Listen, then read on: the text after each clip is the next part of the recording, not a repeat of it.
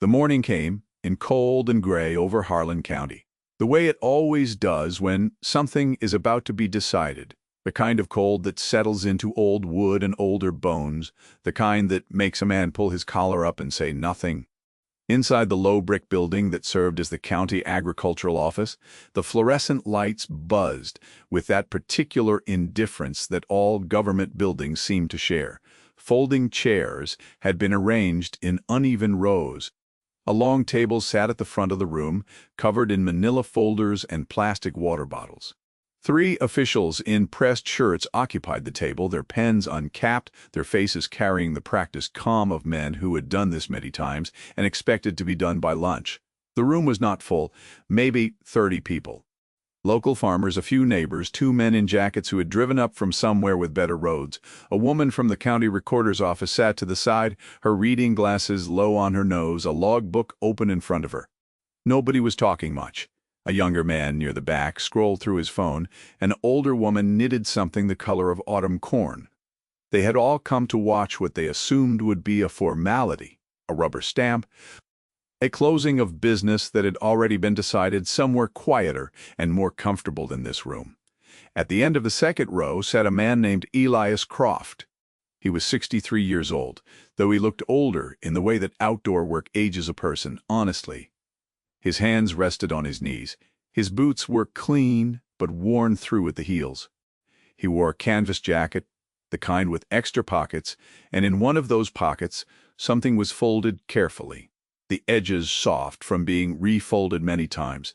He had not spoken to anyone since arriving. He had nodded at a few people. He had accepted a cup of coffee from a neighbor and set it on the floor beside his chair and not touched it. His face was still, not the stillness of a man who did not care. The stillness of a man who had been waiting a very long time and had learned that the last few minutes are the easiest part. The man at the center of the long table was named Gerald Pruitt. He was a regional land acquisitions director for Meridian Agri Holdings, a company that had spent the past 4 years quietly buying up distressed farmland across 3 counties. He was not old. He was not especially tall, but he had the kind of confident posture that comes from never having been wrong in a room like this. He wore a blue tie. He had a legal pad. He had a pen that cost more than Elias Croft's monthly utility bill. He looked at Elias the way a man looks at a small inconvenience that has somehow made it onto the agenda of the presiding official. A county land use arbitrator named Ruth Fenwick cleared her throat. She had done this work for 22 years. She had gray hair cut sensibly short and the quiet, measured manner of someone who believed that facts were more useful than feelings, but that feelings were not without their place. She looked at both men, then at her papers. She said that this session had been called to address a formal objection filed by Elias Croft of the Croft family homestead against the conditional transfer of parcel 744-C to Meridian Agri Holdings, a transfer that had been approved in principle by the county board 2 months prior. She said the objection had been filed on the grounds of what Mr. Croft described as an unresolved prior agreement affecting the land in question. She asked Mr. Pruitt to begin, as was customary for the party already in possession of the conditional approval. Gerald Pruitt thanked her. He clicked his pen once. He said the transfer had followed all proper procedure, that the parcel had been acquired through a legitimate sale from the previous owner of record, that every document was in order, and that the objection before them today appeared to rest on what he described as an informal, verbal arrangement dating back many years with no binding legal standing. He paused after the word informal. He let it sit. He looked briefly at Elias, then back at Ruth Fenwick, as though Elias were a piece of furniture that had been placed in slightly the wrong spot. Elias said nothing. He did not shift in his chair. His hands remained on his knees. Ruth Fenwick wrote something on her legal pad. She asked Mr. Croft to describe the nature of the prior agreement. Elias took a slow breath. He said that the parcel in question, roughly 87 acres on the eastern edge of what had once been the Danner family holdings, had been subject to a written working arrangement signed in 1971 between his father, Walter Croft, and a man named Raymond Danner. He said that under that arrangement, the Croft family had the right of first purchase on any future sale of the parcel in exchange for 30 years of shared labor agreements and the maintenance of drainage infrastructure that benefited both properties. He said that Raymond Danner had honored that arrangement for the rest of his life. He said that Raymond Danner had died 4 years ago. And he said that the parcel had been sold to Meridian Agri-Holdings without the Croft family being offered the right of first purchase. He said this quietly, the way a man reports a broken fence rather than a grievance. But the room listened. Something in his voice made the woman in the back set down her knitting. Gerald Pruitt said that was a very interesting story. He said that, unfortunately, a handshake agreement from 50 years ago, assuming it existed at all, was not a recorded encumbrance and therefore not binding on any subsequent owner or purchaser. He said that the Danner estate, administered by Raymond Danner's granddaughter, had no record of any such written arrangement in their files. He said that Meridian Agri-Holdings had purchased the land in good faith. He said the word good faith the way lawyers say it, as though it were a wall rather than a description. He adjusted his pen. He looked at the clock. Ruth Fenwick said she appreciated both positions and asked Mr. Gorrell Croft if he had documentation. Elias reached into the pocket of his canvas jacket. He removed the folded paper. He unfolded it slowly, the creases soft as old skin, and placed it on the table in front of Ruth Fenwick without looking at Gerald Pruitt. It was 2 pages. The ink was faded to a warm brown. At the bottom were 2 signatures. Above one of the signatures was the name Walter Croft. Above the other was the name Raymond Danner. Between the signatures at the bottom of the second page was a line that had been written in a different hand, smaller and neater than the rest of the document. It read, "This agreement survives the land." The room shifted, not loudly. Just the small sounds of people adjusting in their seats, leaning slightly forward, looking at the paper from wherever they sat. The woman who had been knitting put both hands flat in her lap. The man with the phone set it face down on his thigh. Gerald Pruitt leaned forward and looked at the document. Then he sat back. He said that the age of a document did not establish its legal force, that language like this agreement survives, the land was colloquial at best and unenforceable at worst, and that he would be very surprised if a county land use proceeding was going to overturn a properly recorded transfer on the basis of handwritten language from a personal arrangement between 2 long-dead farmers. He said the word farmers the way people sometimes say a word they think they are not saying. Elias heard it. He did not react. Ruth Fenwick said she would like to examine the document. She put on her reading glasses. The room was quiet. The fluorescent light buzzed. To understand what that paper meant and why a man like Elias Croft had carried it folded in his jacket for 3 weeks before this meeting, you have to go back to the kind of mourning that made that document necessary in the first place. You have to go back to the land itself. The Croft homestead sat on a long ridge above a creek that the county maps called Felton Run. 140 acres, most of it in working cultivation, some of it in pasture, and a narrow band of timber along the ridge that Walter Croft had refused to sell even in the worst years. The Danner property sat east of the Croft line, running downhill to a flat bottom where the soil was deep and dark and would grow nearly anything a patient man planted. The 2 farms shared a drainage system that Walter Croft had engineered himself, concrete and clay tile and careful slope, designed to pull excess water off the Danner bottomland during heavy rains and channel it safely to the creek. Without it, the Danner acres would flood in wet years and be useless. Raymond Danner had known this. He had told his children this. He had apparently not told his granddaughter with the same urgency. The arrangement between the 2 men had been Walter Croft's idea. He had laid it out at Raymond Danner's kitchen table on a Tuesday afternoon in September of 1971, with 2 cups of coffee and a handwritten draft that he had prepared on a yellow legal pad the night before. Walter Croft was not a lawyer. He was a man who understood that words on paper outlasted the people who spoke them, and that the people who came after could not be relied upon to remember what the people before them had agreed to. He had said this to Raymond Danner. Raymond Danner had nodded. They had signed 2 copies. Each man kept one. Raymond Danner's copy had apparently been lost at some point in the years between his death and his granddaughter's management of the estate. Walter Croft's copy had been kept in a metal box under the workbench in the equipment barn alongside the deed to the property, the original plat survey, and a small envelope containing 2 baby teeth that nobody had ever thrown away. Elias Croft had found that box, not when his father died, but earlier. He had found it at 19, the summer his father's back gave out, and Elias became the one who fixed things. Walter Croft had brought him to the barn on a slow afternoon, had lifted the board at the back of the workbench, and had shown him the box the way a man shows a son where the important things are kept. He had gone through each item. When he reached the agreement, he had read it aloud to Elias in the quiet of the barn.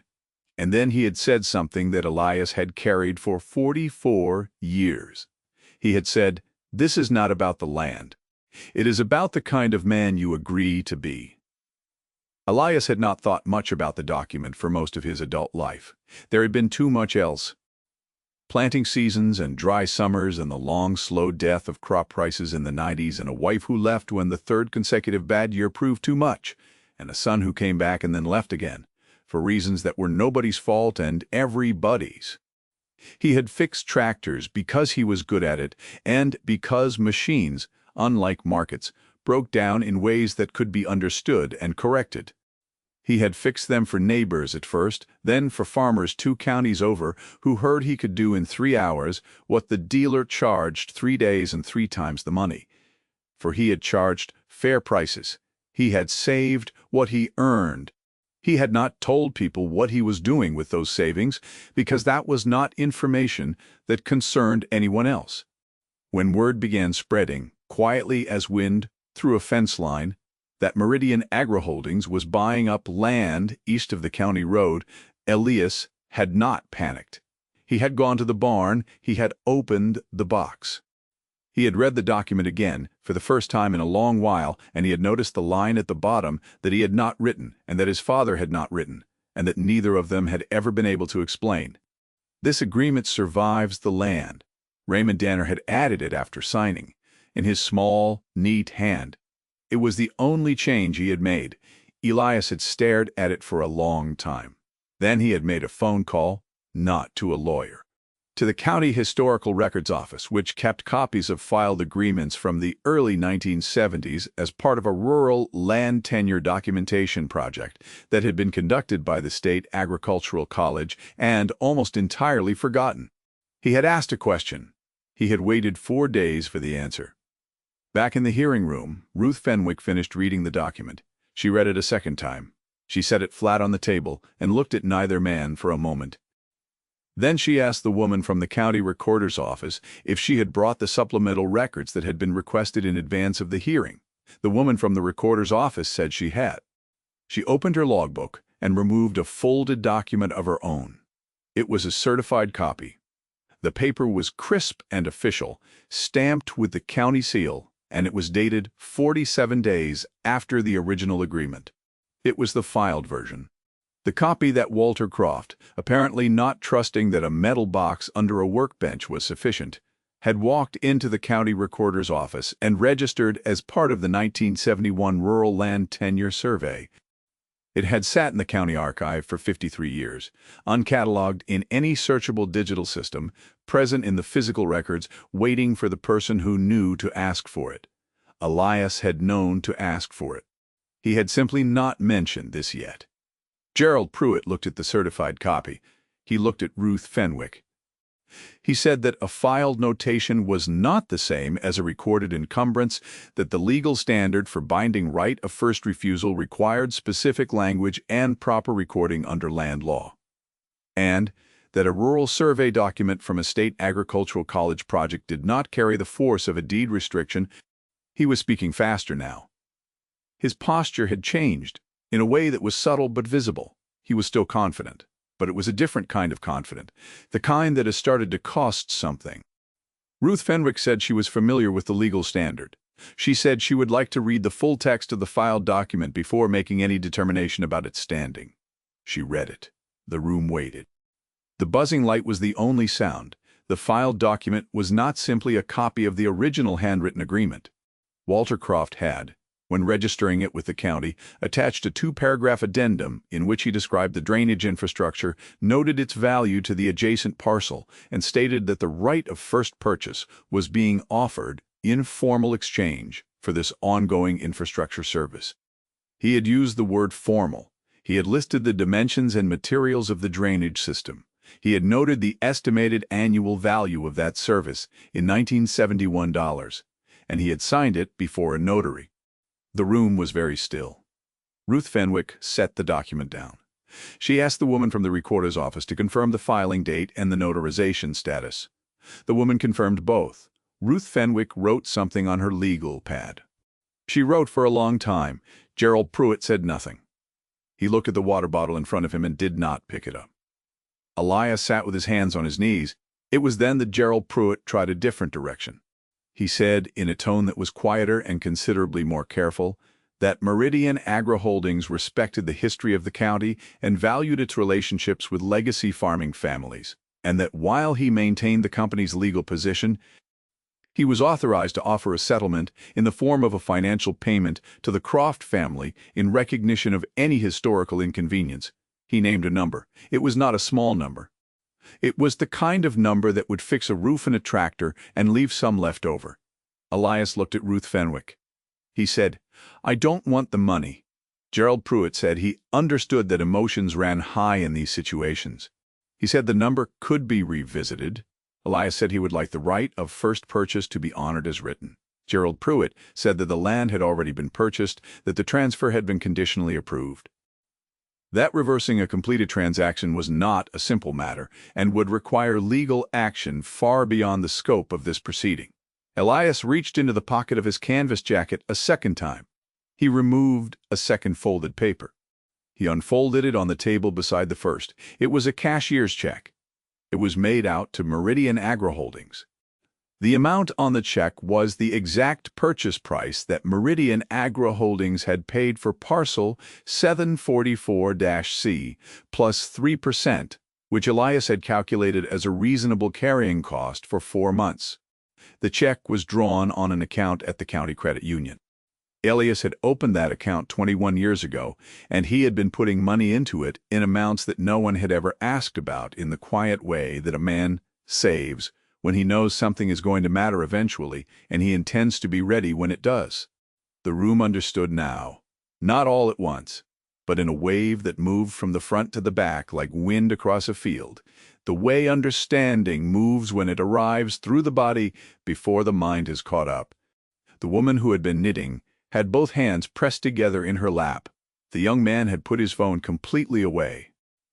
The two men in jackets from somewhere with better roads were looking at each other with an expression that was not entirely comfortable.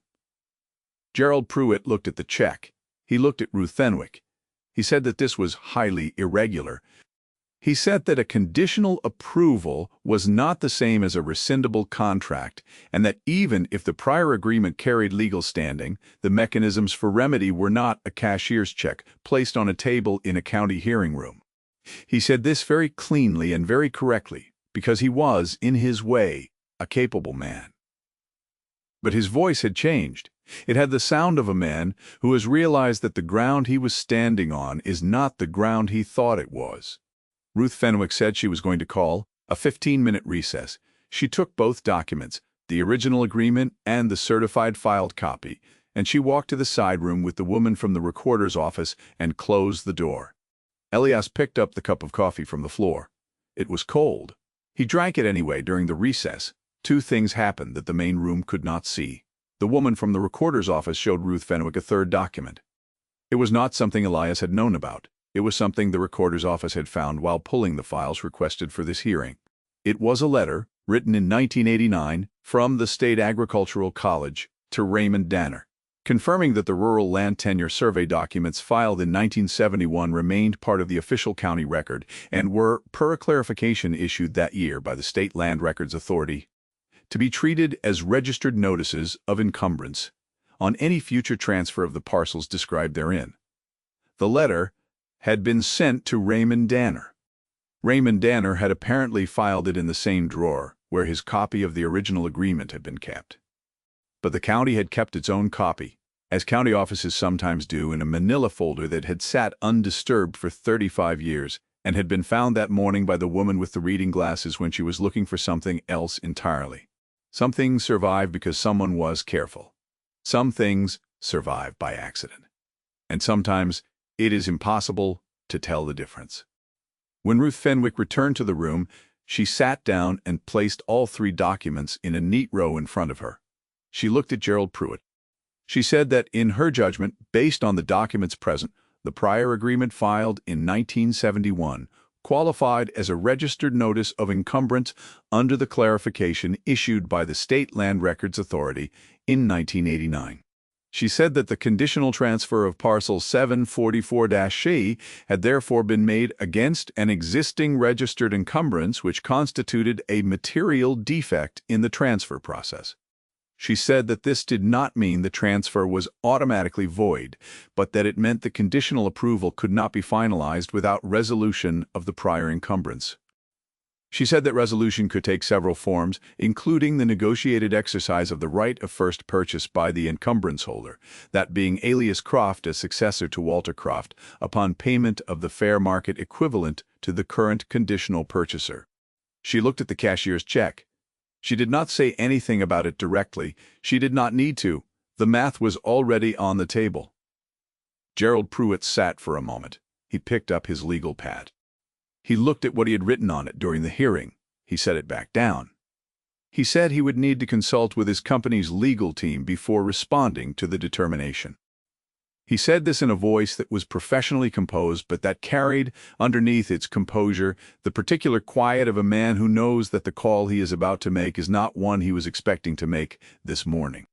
Ruth Fenwick said that was his right, and that she would allow 14 days for a formal response before issuing her written determination. The hearing ended. People stood, some of them looked at Elias. A few nodded. The older farmer near the aisle reached out and touched Elias briefly on the shoulder as he passed the way men in that county express things they do not say out loud. Elias nodded back. He folded both of his documents and put them back in his jacket pocket. He picked up the empty coffee cup and carried it to the trash on his way out. He stepped out of the low brick building into the cold gray morning and stood for a moment on the concrete step with his hands in his pockets. He did not look like a man who had won anything. He looked like a man who had done a task that had needed doing and was now thinking about what needed doing next. The 14 days passed. On the 12th day, Elias received a letter from a law firm representing Meridian Agri Holdings. The letter did not admit wrongdoing. It did not use the word encumbrance. It used phrases like, in the interest of an efficient resolution and mutual agreement on terms. It proposed a process by which Elias Croft would exercise the right of first purchase at the price represented by his cashier's check, with Meridian Agri Holdings receiving full reimbursement of its acquisition cost plus the 3% he had already calculated. It was in almost every practical way exactly what the original agreement had required. The letter had 6 paragraphs. The important part was one sentence in the 4th paragraph. The sentence said that Meridian Agri Holdings agreed to the transfer. Elias read the letter once. He set it on the kitchen table. He made coffee. He stood at the kitchen window and looked out at the fields. The morning light was coming in low from the east, the way it does in late autumn when the sky has cleared after a cold front, and everything looks new and very old at the same time. He could see the eastern tree line from the window. Beyond it, though, he could not see it from here, were 87 acres of dark bottomland that had belonged to Raymond Danner for as long as anyone had been paying attention. He signed the responsive documents that same afternoon. He drove to the county recorder's office and filed them in person. The woman with the reading glasses was there. She looked at the paperwork. She said, "That's a good piece of land." Elias said it was. She stamped the forms. He thanked her. He drove home. That evening he went to the equipment barn. He lifted the board at the back of the workbench. He took out the metal box. He opened it, and he looked at the documents inside: the deed, the plat survey, the old agreement, and the small envelope with the baby teeth. He removed the original agreement and read it one more time. He read the line at the bottom. This agreement survives the land. He folded it carefully and put it back. He closed the box. He put the box back under the board. Then he went to work on the old tractor at the center of the barn. It was a late-model row crop machine, with a hydraulic problem that had been annoying him for 2 weeks. He worked on it for an hour in the light of a single bare bulb. His hands moved with the certainty of long practice, the certainty of a man who understands the thing in front of him completely. He fixed it. He wiped his hands on a rag. He turned off the light and walked back to the house across the dark yard, past the fields that were his, through the cold that smelled of iron and coming frost and the particular quiet of land that has been cared for a long time. He had not fixed tractors for fun. He had never said he had. People had assumed, because he was quiet about what he was building, that he was not building anything. People sometimes make that mistake. They see a man who works with his hands and speaks in short sentences and drives a truck with 200,000 miles on it, and they decide they understand everything there is to know about him. Gerald Pruitt had made that mistake in a fluorescent-lit room in front of 30 people who were now going to remember it. But Elias was not thinking about Gerald Pruitt. He was thinking about the 87 acres and the spring planting and the drainage system that would need to be checked before the thaw, because infrastructure, like agreements, needs someone to tend it, or it fails. The land did not know it had changed hands. It was the same dark soil, the same slope toward the creek, the same tree line to the east. But it had a different name on the deed now, a name that had been next to it in spirit and in agreement for 53 years. The issue had never been the money. The issue had been the promise and what a man owes the people who trusted him enough to make one. Ruth Fenwick filed her written determination on the 14th day. It was thorough and carefully worded, the kind of document that gets cited in similar disputes for years afterward. She had no way of knowing that. She was simply doing her job with the same precision she had brought to it for 22 years. The determination noted the registered encumbrance, confirmed the validity of the right of first purchase, and recommended that the county review its process for flagging pre-digital era filed agreements during transfer proceedings. Nobody in the county board meeting where this was discussed said much. A few people nodded. The recommendation was added to the agenda for the next procedural review. Whether it would be acted on was a different question, and one that Elias Croft was not responsible for answering. He had his land. Some victories arrive quietly. They do not announce themselves. They do not come with photographers or statements. They come as a letter on a kitchen table, a stamp at a county office, a line in a document that an old man wrote down because he believed that the people who came after deserved to know what had been agreed to. Walter Croft had understood something that institutions, with their efficiency and their conditional approvals and their pens worth more than utility bills, sometimes forget. He had understood that a promise written down and filed away is not a relic. It is a tool, and tools in the hands of someone patient enough to wait for the right moment, do the work they were made for. Elias planted the bottomland in the spring. The drainage held. The soil was everything Raymond Danner had said it was. There is another story not far from this one. Different ground, different names, but the same kind of weight. A woman in a small river county inherited her grandfather's mill property, and with it a single piece of paper. She could not read at first because it was written in a hand so old that the letters looked like a different language. When she finally found someone who could read it, the paper described an arrangement between her grandfather and a local water authority that had been quietly building on that land for 30 years, assuming no one would ever look closely enough to ask the right question. She looked. She asked. What happened next is the kind of thing that makes you understand why old papers are worth keeping and why the people who keep them are never quite as simple as they appear.